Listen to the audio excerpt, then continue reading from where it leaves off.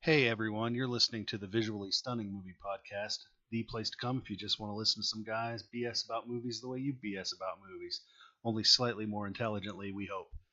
Be sure to visit our website at vsmoviepodcast.com.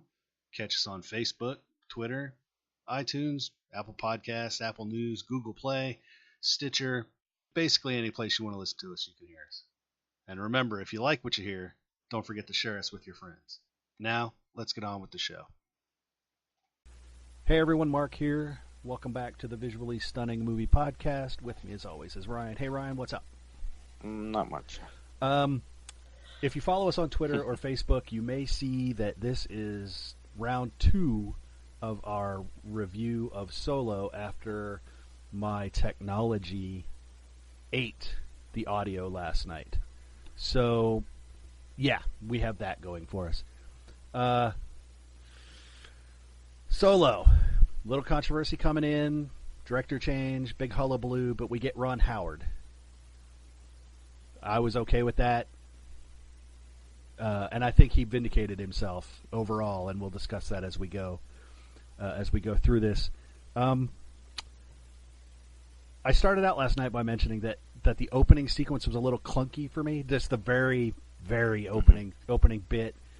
You weren't as bad on it as I was. No, but I think part of it, having seen the film twice now, I think that there's a part of me that kind of, you know what's coming, you know where it's going to go, so you're a little more willing to just kind of sit back and take the ride. So you're not the only one who's thought it has a little rough in the beginning. So that's not an uncommon thing. I just don't think it's ultimately it doesn't ruin anything. No, is what I don't think it does either. It just so that everyone's clear on that. It just I don't know if Ron shot that or if Lord and Miller shot that, but yeah, it just I don't know. It doesn't click with the rest of the film as much. It's all necessary. It's all good info, and it sets up the rest of the film the way it's supposed to. I just think maybe it's just a little rough for my taste. The evil villainess that runs Corellia, Lady Proxima, is she runs all of the orphans and runaways and street thieves and yeah, we get a little Dickens there. Yeah, we do. The requisite CGI character, but not really. 'Cause she's not around that long. Yeah. Oh, and minor spoiler, and I think this was a thing in Rogue One. No crawl. Yeah. Just no crawl. just some text screens. That's correct. But no crawl. So apparently the crawls are for the main saga. Yes, it's reserved for the big stories. Yes. So we don't get confused between which is which. That's actually probably not a bad idea. So Han gets off of Corellia, joins the Imperial forces only to escape his crappy life on Corellia, and that doesn't really go that well for him. Well, it's Han. Yeah, right. It's still early. I think you're right. I think I know you're right. It's post Clone Wars, but the Empire is still expanding and consolidating because they're recruiting to try to expand the Empire. That's the ad he sees. Emperor Palpatine wants you to join the Imperial Navy. Yeah, see the galaxy. Kill people. Kill people. I've seen your Instagram. But so he joins that. That doesn't go very well, but it does put him in contact with Woody Harrelson's character, Beckett, who is, we'll call it early mentor, for now, early mentor to young Han Solo, who doesn't really want to take aboard, but he's kind of forced to, because it's that whole who came along because of who. In that exchange, we're introduced to Chewbacca. No surprise there. How we're introduced, that's a spoiler. Woody Harrelson's character, I said it before, and I still believe it, even though it's 24 hours later. The older he gets, I think the better his work is getting. I love Woody Harrelson now. I didn't used to like him. He just used to grate on me, but now I'm really digging him. I liked him in War for the Planet of the Apes. I like him in this. I don't know what it is, about the older he gets. But he's really, really coming along, especially in these quasi-action movies. Because this seems like an action movie, and Planet of the Apes seems like an action movie, but there's not really a lot of quote-unquote action for him. I don't know. This one he gets a good fair. He does. But you're right. In War for Planet of the Apes, he's more kind of this figurehead, sort of waving his gun around and being menacing. But Yes. he's not actually in the dirt and the mud like he is in this one. Literally and figuratively. And figuratively. So the cast on this was kind of a concern going in for some people. Yeah, I think, Mr. Aaron Reich. Here's what's funny. Initially going in, I thought he was going to be fine, and then it gets to be such this point where there's such a hullabaloo about, oh no, he's going to be awful and he's got to take lessons and whatever. And then I actually started kind of doubting. Well, everyone has a bad role in them. Maybe this is bad timing, but maybe this is his. But I don't think that's the case at all. No, I'm very impressed, very solid. Because this is not the Han Solo we know. This is the guy that's going to become the Han Solo we know. So it shouldn't be a Xerox copy of that. But you should see where that's going to be. Yeah, you should see where that's going to develop. Again, Woody Harrelson as Beckett, Amelia Clark, Mother of Dragons, as Kira, Han's childhood / teenage lady friend.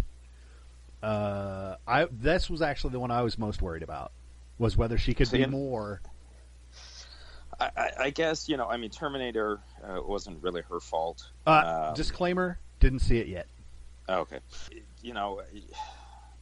but yeah, it's a legitimate concern because there are actors who have entire careers that are built around one classic character, and the Game of Thrones is such a big series that could have been her kind of one and done, and it wouldn't have been, she'd get a couple B movies and things along the line or whatever. But I think she's really quite good, and I love the character. I think she's given one of the more interesting characters in the film.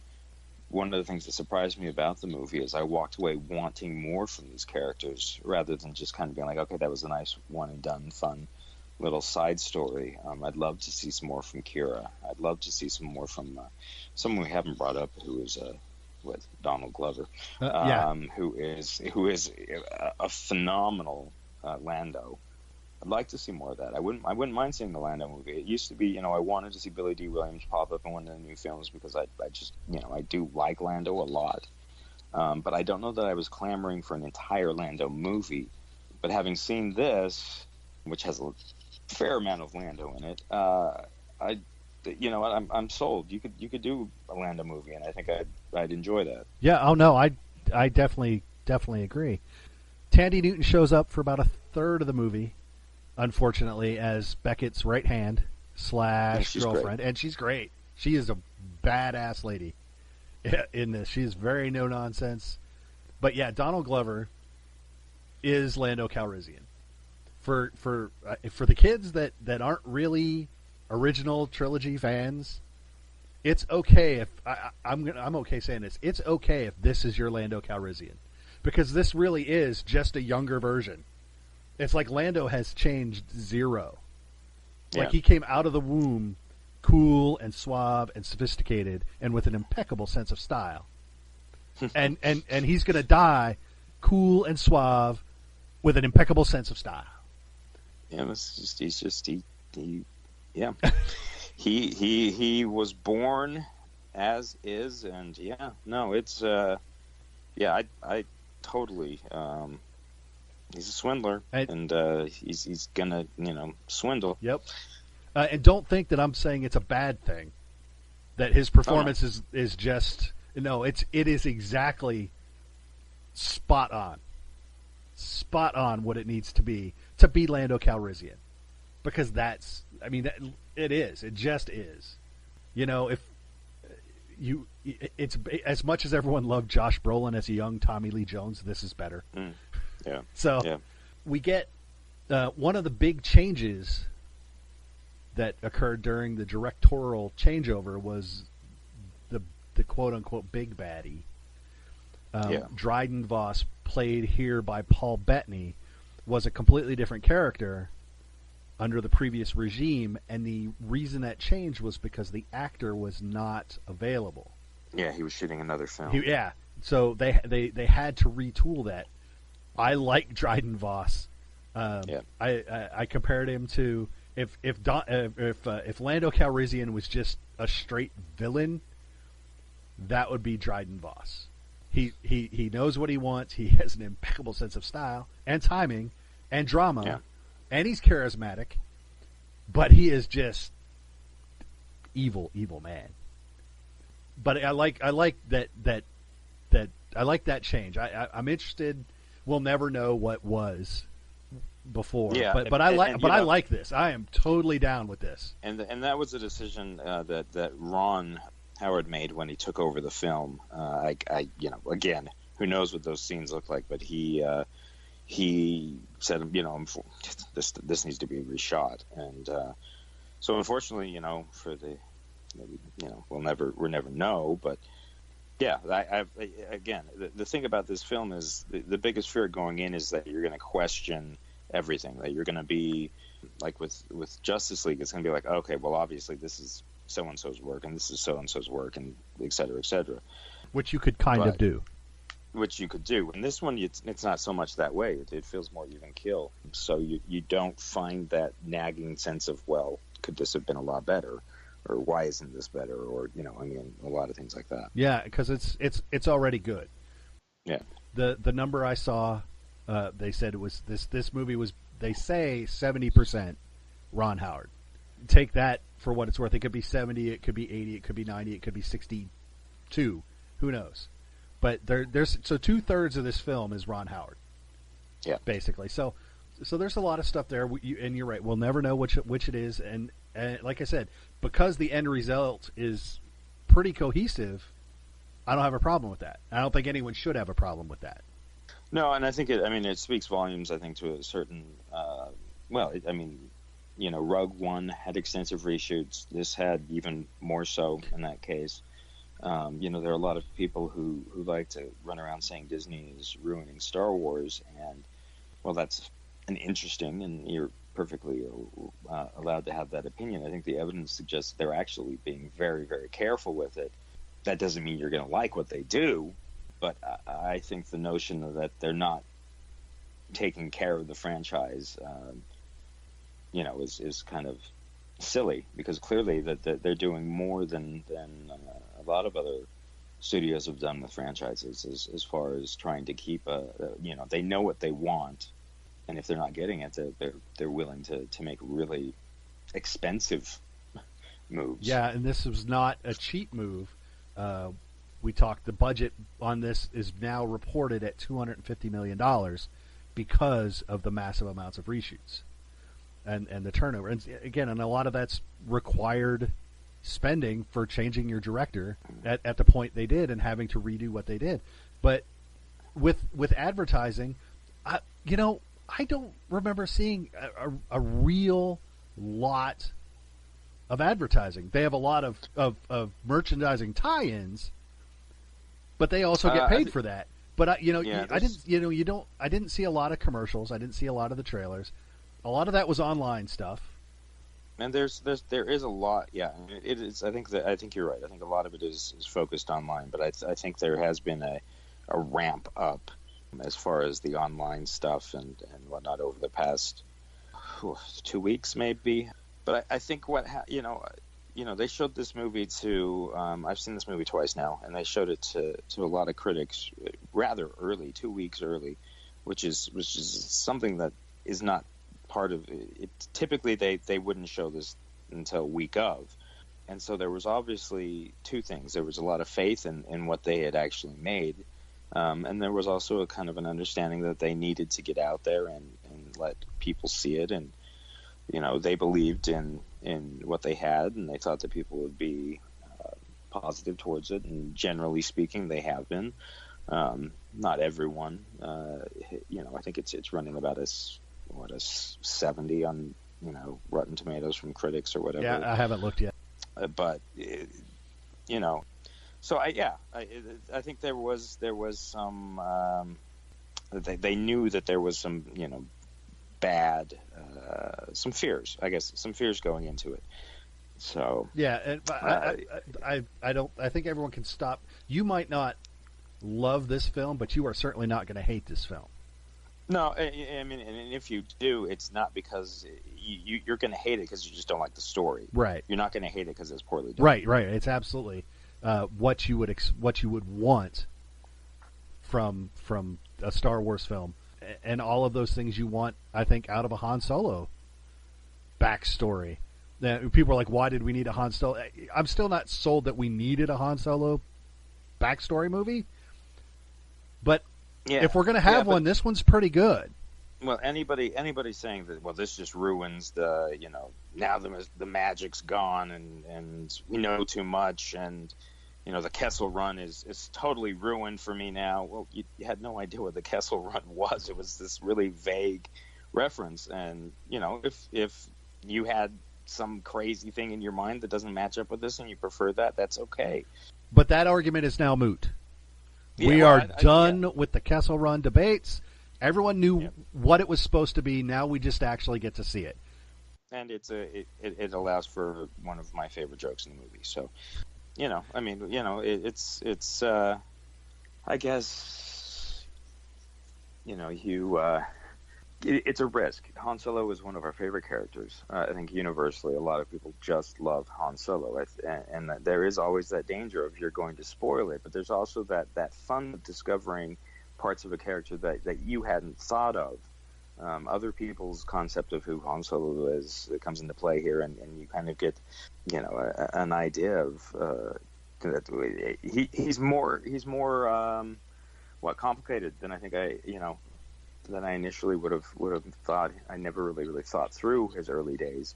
I loved him as he was and kind of took it as that. But I don't think there's anything here to really complain about. No, and he is completely informed by his upbringing. That opening clunky part that I didn't care for, that really is the definition of his character in this movie, in A New Hope, and all the way through. If you look at it, you see why he is the way he is.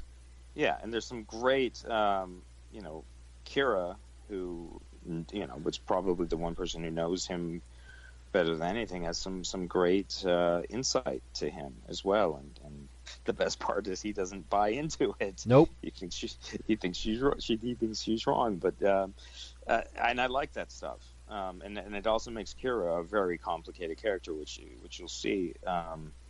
Yeah, and I like that. I love that this is really just a fun movie, but it does have a heavier edge in there as well as far as like characters go. They're not just simple cutout characters. There's some depth to pretty much everybody that has even kind of a medium-sized role. Yeah. Everyone gets to kind of show off. Yeah, good writing. Yeah, I guess that's what I'm trying to drive at. This is really actually some solid writing. There's no wide-eyed farm boy in this film. There, you know what I mean? There's no Luke Skywalker in this film. Everyone is hard because of the world they grew up in, or worlds they grew up in, depending on how you'd like to look at it. But yeah, so there's no everyone is keep one eye on your money, one eye on the other guy, and your other eye that you don't have on somebody else. Everyone, and you're right. Kira is her character arc is, because we don't know it. It's fresh, but it is also very layered. Her life is not simple at all. No, and I think people are like, well, you're taking the mystery out of Star Wars. Well, you know what? There's a lot of mystery that's introduced in this film. Even if you're losing some, I guess, mystery, you're gaining a whole lot more as well. They're just layering on things that we already know and working into the canon in a way that's organic. So I just think that there was a lot of fear, and I don't think it's warranted. No, absolutely, 100% agreement. No one, I can't. I don't know that anyone's going to hate this movie, not like this movie. I mean, someone's going to. I'm going to see it on Facebook. Some idiot's going to go out there and just, but no, that's not how this works. People are going to hate it. You know, they're going to hate it just on principle, right? And that's going to happen. Exactly, just on principle. It's slated right now. They're saying like 130, 135 million is what they're projecting for opening weekend. So it's going to beat Deadpool, and we'll see what Deadpool's numbers do. But it is going to open all worldwide. It opens everywhere this weekend. Mm-hmm. So its numbers are going to be hopefully not front loaded. It should have a couple of weeks of good numbers. You know, not 100 million plus obviously, but good solid numbers. And I think that's good. And it's only going to make the question of how much better would it have done without the extra budget. You know, because you're going to look at it with the budget, and then you're going to look at, well, what was the actual budget, or what should the actual budget have been, and then look at the numbers that way and go, well, it might be a lot more successful than you think. But again, we'll have to see how that shakes out coming across this weekend. You know, and it's a shame that we have to look at box office to kind of verify if a film's good or not. In a sense, you know, I guess we are very successful. You mean not good? Yeah, because there are a lot of successful movies that are not good. Yeah, so and for me, the film's done what I wanted it to do, and hopefully it makes money. They're going to still make Star Wars films if it doesn't. They've got a big plan, regardless. But I think it would be a shame if this is, you know, the Star Wars film that everyone ignores, because it's not a Star Wars film that deserves to be ignored. Oh, no, absolutely. This critical. I said I like this more than Last Jedi. You don't like this more than Last Jedi because you loved Last Jedi. I don't. Well, love, like I said, I really love. I was a 7 out of 10. I was a 7 out of 10 on Jedi. I think I'm an 8. And so, on this, I'm like an 8. I might like this more than Rogue One. Yeah, but I'm not sure. I'm gonna see Rogue One. That's still this is more enjoyable than Rogue One, but I think Rogue One's the best of the Disney films. Like I said, I'll know more tomorrow. I'm seeing it again tomorrow night, so we'll see how I feel the second time around. But right now, I think it's better than Rogue One for me. But it's not like a clear cut, you know, better. But yeah, it is well worth your time and your dollars. And speaking of dollars and box office, I'm going to reiterate my complaint. Tell me how many tickets you sold. How many butts were in seats? That's the number. Because a 25-cent ticket versus a $11 ticket isn't fair. Tell me how many butts you put in the seat, and that'll tell me the movies. And nothing in that regard. And the problem is we love record-breaking things. Yes. And nothing is ever going to actually come close to Gone with the Wind or the original Star Wars. It's just not going to happen. So we had to kind of switch it over to where we're not talking of tickets sold. We're talking about money because, well, you know, as we know, price of movies has gone up. Yes, it has. Well, I know they always do the box office adjustment, so we know that it's not, you know, so we still know that Gone with the Wind is number one, but it's still annoying. It's like, no, tell me what you put in the seat. That's my tangent for the day. So I'm at about an 8. Where are you on this? Yeah, it's about where I am too. About an 8 out of 10. So there you go. Yeah. Definitely go see it. Not sure what's coming out next week. We'll figure something out. I know there's actually some good movies. They're just not huge movies coming out in June that I want to see. I think Hereditary comes out in June, which is very good. Which is a horror movie. Was a Sundance, right? Yep. It was filmed in Utah. Very good. And well, I saw the trailer. That is a freaky looking show, and I want to see it. I want to see it really bad. But there's a lot of movies like that. Just those movies that you go to and go, wow, that was a really good movie. Not the ones that you stand in line 8 hours for and buy your tickets the day they come out, you know, the day they're released or whatever. But I think there's just a lot of good, solid-looking movies here coming up. So I'm looking forward to this run. Anything else you want to add about Solo?